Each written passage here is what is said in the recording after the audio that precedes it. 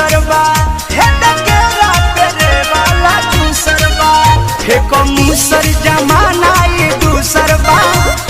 केरा पेरे वाला चूसरबा बबुलायल कलाई नरम कके नैहर से हा नैहर से कके नैहर से आए हूँ बिकम बलम बेलनवा ना धरब चलब निकलम कके नैहर से आए हूँ बिकम बलम बेलनवा ना धरब चलब निकलम समझे।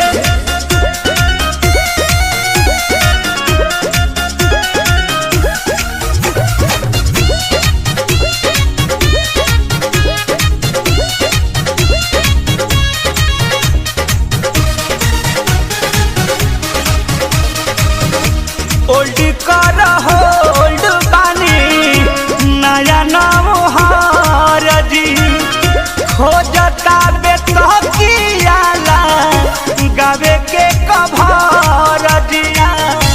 गावे के कभार दी ओल्ड कर होल्ड बानी नया नाम हारजी खोजता बेतकियाला गावे के कभार दी हमरा बोलहू में लागे शरम कके नैहर से हा नैहर से कके नैहर से आई हूँ बिकम बलम